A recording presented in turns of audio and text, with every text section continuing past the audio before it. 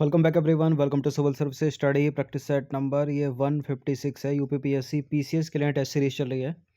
Practice करेंगे इसमें हम करंट अफेयर्स के प्रश्नों पर, ठीक है, और जीएस के प्रश्नों पर। देखिए, इस टेस्ट सीरीज़ की आप फुल सीरीज़ प्राप्त कर सकते हैं। डिस्क्रिप्शन बॉक्स में नंबर है, उस पर कॉल या व्हाट्सअप करके पेड टेलीग्राम ग्रुप से जुड़कर। तो चलिए स्टार्ट करते हैं। बाकी प्लेलिस्ट बना रखी है इस टेस्ट सीरीज़ की, वहाँ पर आप टेस्ट नंबर 1 से लेकर 156 तक पहुँच सकते हैं। डिस्क्रिप्शन बॉक्स में लिंक है, उसका भी सब्सक्राइब रखिएगा सिविल सर्विसेज स्टडी चैनल को। लेटेस्ट टेस्ट का नोटिफिकेशन पाने के लिए टेलीग्राम के बेल आइकन को प्रेस रखिएगा। जो फ्री टेलीग्राम ग्रुप है उसको भी ज्वाइन कर लीजिए, डिस्क्रिप्शन बॉक्स में लिंक है। तो क्वेश्चन नंबर 1 है, मिशन कर्मयोगी भारत सरकार के किस मंत्रालय की योजना है, बताइए। मिशन कर्मयोगी भारत सरकार के किस मंत्रालय की योजना है? ये कार्मिक लोक शिकायत एवं पेंशन मंत्रालय की योजना है, मिशन कर्मयोगी। देखिए, हाल ही में कैबिनेट सचिव राजीव गौबा ने विज्ञान भवन में मिशन कर्मयोगी के अंतर्गत भारत सरकार के मंत्रालयों और विभागों के लिए जो है वार्षिक क्षमता निर्माण योजनाओं को तैयार करने पर दृष्टिकोण पत्र जारी किया है। और यह कार्मिक लोक शिकायत एवं पेंशन मंत्रालय के तत्वाधान में चलाई जाने वाली एक महत्वपूर्ण योजना है, मिशन कर्मयोगी। क्वेश्चन नंबर 2 पर आ जाइए। हाल ही में संपन्न अंतर्राष्ट्रीय श्रम संगठन यानी आईएलओ की 17वीं एशिया प्रशांत क्षेत्रीय बैठक का आयोजन कहाँ पर हुआ भारत में? मतलब विश्व में कहाँ पर हुआ?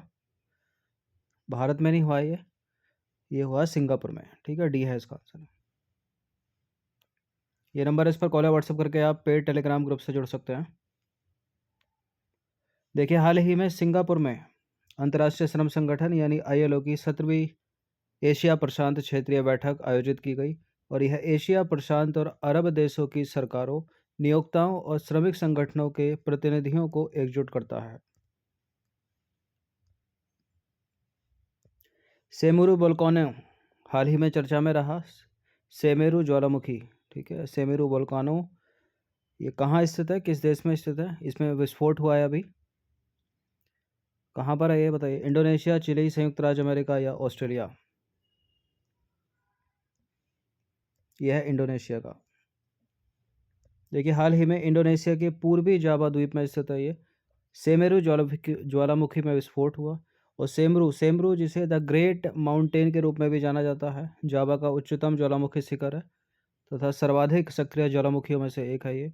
इसमें अंतिम बार दिसंबर 2009 में विस्फोट हुआ था।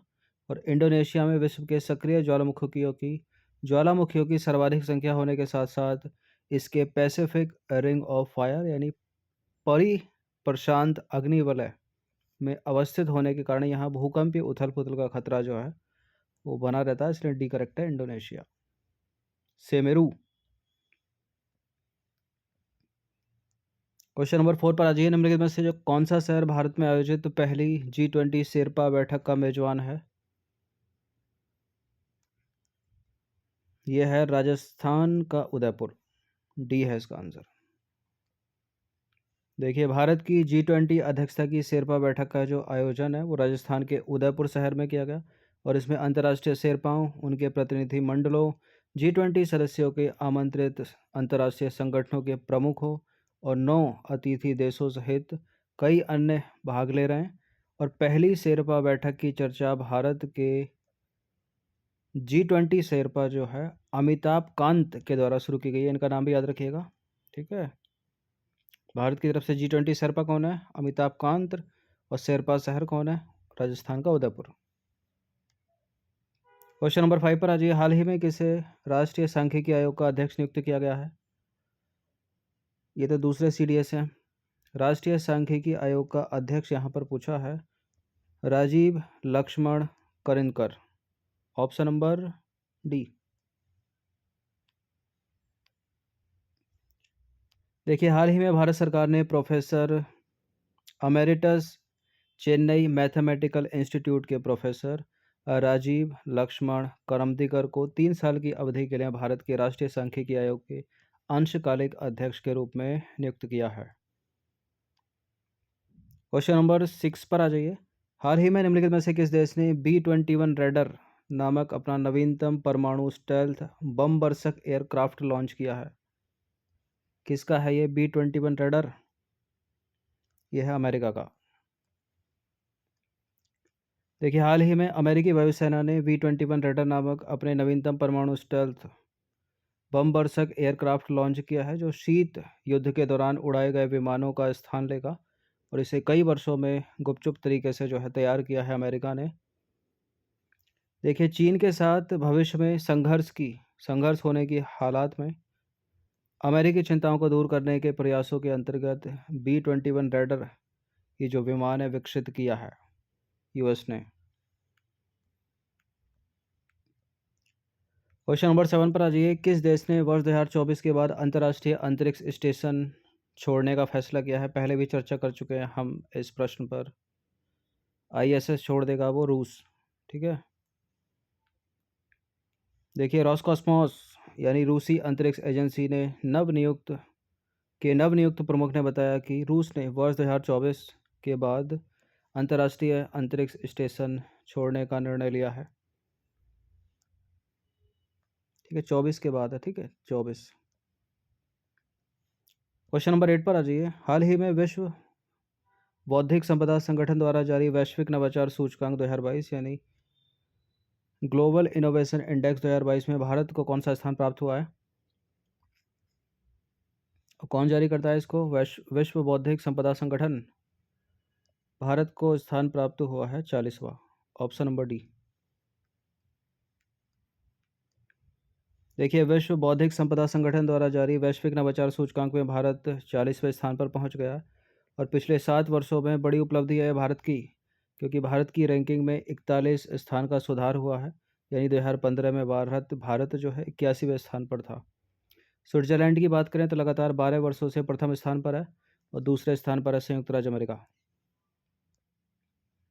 क्वेश्चन नंबर 9 पर आ जाइए। मौलिक अधिकारों के संरक्षण के लिए रिट याचिका किसमें दायर नहीं की जा सकती पूछा है, और ये पॉलिटी का सवाल है। ठीक है, नहीं दायर की जा सकती। सुप्रीम कोर्ट, हाई कोर्ट में तो दायर की जा सकती है, इसमें नहीं पूछा है, तो 1 और 2 को एलिमिनेट कर दीजिए, जहाँ जहाँ 1 और 2। तो डिस्ट्रिक्ट कोर्ट में यानी जिला न्यायालय में और सत्र न्यायालय यानी सेशन कोर्ट में दायर नहीं की जा सकती। और आपको याद होगा 226 के तहत सुप्रीम कोर्ट जा सकते हो, 32 के तहत हाई कोर्ट। 226 के तहत हाई कोर्ट जा सकते हो, 32 के तहत सुप्रीम कोर्ट। 5 प्रकार के रिट हैं। देखिए, भारतीय संविधान के द्वारा सर्वोच्च न्यायालय और राज्य के उच्च न्यायालय को मौलिक अधिकारों की रक्षा करने के लिए लेख निर्देश या आदेश जारी करने का अधिकार है। और सर्वोच्च न्यायालय अनुच्छेद 32 के तहत और हाई कोर्ट में अनुच्छेद 226 के तहत, ठीक है, 5 प्रकार के रिट निकाले जा सकते हैं।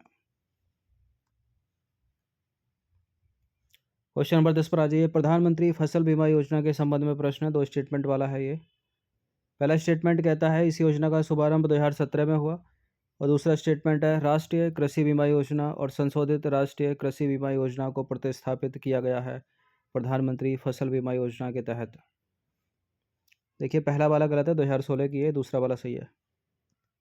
इंपॉर्टेंट है, याद रखिएगा वर्ष। तो प्रधानमंत्री फसल बीमा योजना वर्ष 2016 की है ये, जिसे कृषि और किसान कल्याण मंत्रालय द्वारा संचालित किया जा रहा है। और इसने राष्ट्रीय कृषि बीमा योजना और संशोधित राष्ट्रीय कृषि बीमा योजना को प्रतिस्थापित किया है। क्वेश्चन नंबर 11 पर आ जाइए। हाल ही में डीना बोलुआर्ट को किस देश की पहली महिला राष्ट्रपति बनाया गया है? डीना बोलुआर्ट किस देश की पहली महिला राष्ट्रपति बनी है ये? बताइए। ब्राज़ील इसका उत्तर नहीं है, अर्जेंटीना भी नहीं है, चिली भी नहीं है, इसका उत्तर है पेरू। पेरू यानी कॉन्टिनेंट कौन सा हो गया? South America. देखिए, हाल ही में पेरू के राष्ट्रपति पेड्रो कैलिस्टो को महाभियोग के जरिए पद से हटाए जाने के बाद डीना बोलुआर्टे को देश की पहली महिला राष्ट्रपति बनाया गया है। और पेड्रो कैलिस्टो ने देश में संसद को भंग करने और इमरजेंसी सरकार बनाने की कोशिश की थी।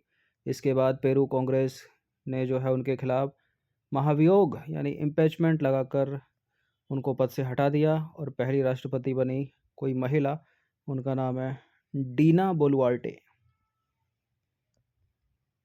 क्वेश्चन नंबर 12 पर आ जाइए। हाल ही में किस केंद्रीय मंत्रालय ने बुनियादी ढांचे को बढ़ावा देने के लिए भारत का पहला जमानत बॉन्ड बीमा उत्पाद लॉन्च करने की घोषणा की है?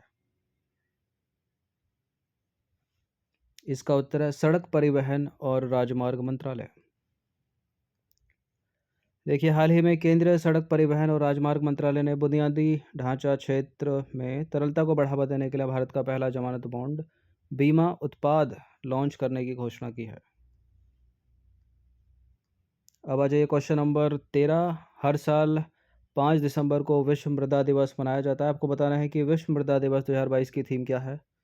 प्लास्टिक और प्लास्टिक प्रदूषण, मृदा की उत्पादकता, मृदा जिससे अनाज उत्पादित होता है, या मृदा की बढ़ती लवणीयता। क्या है इसका उत्तर? इसका उत्तर है सी, मृदा जिससे अनाज उत्पन्न होता है। देखिए, मृदा स्वास्थ्य पर ध्यान केंद्रित करने और मृदा संसाधनों के स्थायी प्रबंधन हेतु जागरूकता फैलाने के उद्देश्य से हर साल 5 दिसंबर को विश्व मृदा दिवस यानी वर्ल्ड सॉइल डे मनाया जाता है।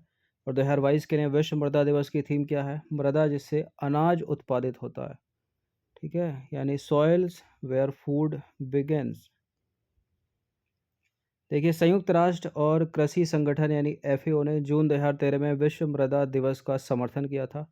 संयुक्त राष्ट्र महासभा के 68वें सम्मेलन में इसे आधिकारिक रूप से स्वीकार किया गया। और दिसंबर 2013 में संयुक्त राष्ट्र महासभा ने 5 दिसंबर को विश्व मृदा दिवस घोषित किया। और 5 दिसंबर 2014 को पहला आधिकारिक विश्व मृदा दिवस मनाया गया।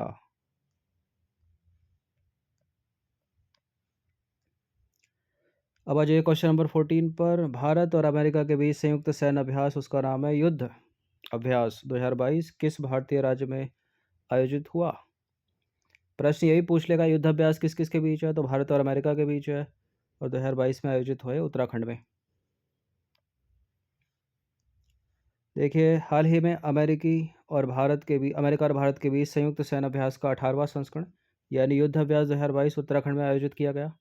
और इस अभ्यास का उद्देश्य है दोनों देशों के बीच शांति व्यवस्था और आपदा राहत कार्यों में विशेषज्ञता साझा करना।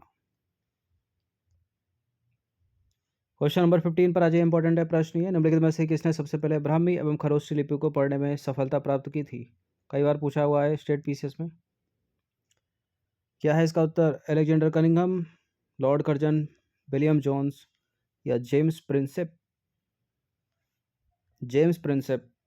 2-3 तरीके से पूछ लिया जाता है सवाल। देखिए, जेम्स प्रिंसेप, इनका समय 1799 से 1840। एशियाटिक सोसाइटी ऑफ बंगाल के संस्थापक थे ये। जेम्स प्रिंसेप आधुनिक युग में सर्वप्रथम ब्राह्मी एवं खरोष्ठी लिपियों को पढ़ने के लिए जो है जाने जाते हैं। ब्राह्मी की बात करें तो भारत की अधिकांश लिपियों की जननी है ब्राह्मी लिपि। इसका प्रयोग सम्राट अशोक के शिलालेखों में हुआ है। और ब्राह्मी लिपि जो है बाएं से दाएं लिखी जाती थी। सम्राट अशोक के शहबाजगढ़ी और मानसेहरा स्थित अभिलेखों में खरोष्ठी लिपि का प्रमाण मिलता है। और भारत के पश्चिमोत्तर क्षेत्र में प्रचलित यह लिपि दाएं से बाएं लिखी जाती थी। ठीक है, तो ब्राह्मी लिपि लिखी जा रही है बाएं से दाएं और खरोष्ठी लिपि लिखी जा रही है दाएं से बाएं।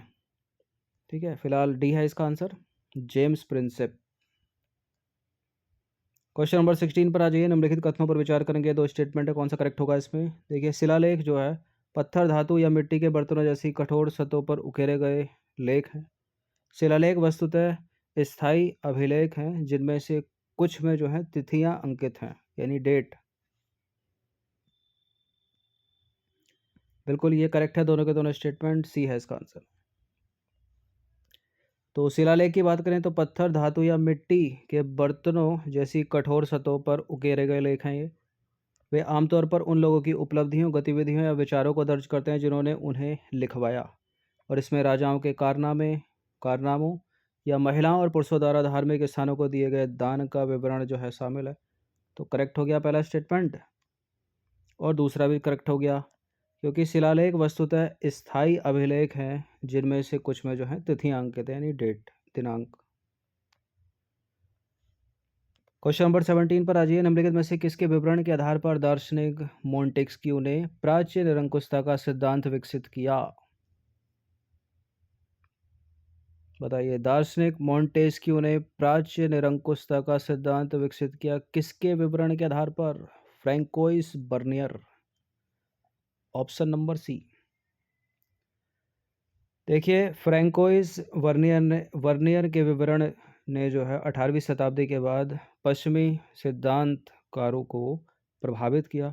उदाहरण के लिए फ्रांसीसी दार्शनिक मोंटेस्क्यू ने प्राच्य निरंकुशता के विचार को विकसित करने के लिए इस विवरण का उपयोग किया, जिसके अनुसार एशिया में शासकों को अपनी प्रजा पर पूर्ण अधिकार प्राप्त था, जिन्हें अधीनता और गरीबी की स्थिति में रखा गया था, और साथ ही सारी भूमि जो है राजा की थी और यहाँ निजी संपत्ति अस्तित्वहीन थी।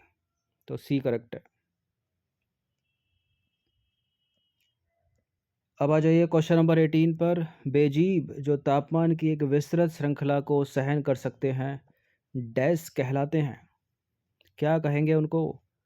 तनु लवणी यानी स्टेनोहेलाइन, तनुतापी यानी स्टेनोथर्मल, प्रथु लवणी यूरोहेलाइन, प्रथुतापी यूरीथर्मल। क्या कहेंगे इनको? इनको कहेंगे प्रथुतापी यानी यूरीथर्मल। ठीक है, यूरीथर्मल। Option number D.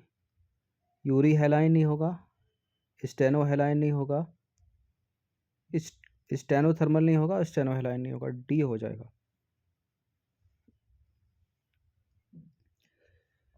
देखिए, कुछ जीव तापमान के व्यापक परास को सहन कर सकते हैं और उसमें विकसित होते हैं, ये प्रथुतापी कहलाते हैं यानी यूरीथर्मल। लेकिन अधिकांश जीव तापमान की कम परास में ही रहते हैं और ऐसे जीव क्या कहलाते हैं? ये कहलाते हैं तनुतापी यानी स्टेनोथर्मल। तो फिलहाल आंसर क्या है अपना? डी है। ठीक है, कम परास में जो रहते हैं वो है स्टेनोथर्मल और जो अधिक को सहन कर सकते हैं यूरीथर्मल। अब आ जाइए क्वेश्चन नंबर 19 पर। कंगारू रैट से पहले भी यूपी पीसीएस में प्रश्न बन चुके हैं। अपनी जल आवश्यकता की पूर्ति किस प्रकार करता है कंगारू चूहा? जल युक्त भोजन करके, मूत्र का सेवन करके, जीवन भर भूमिगत रहकर और आंतरिक वसा का ऑक्सीकरण करके। कंगारू रैट कई समय तक बिना कुछ खाए पिए रह सकता है। डी है इसका आंसर, ऑक्सीकरण वसा का, आंतरिक वसा का ऑक्सीकरण करके।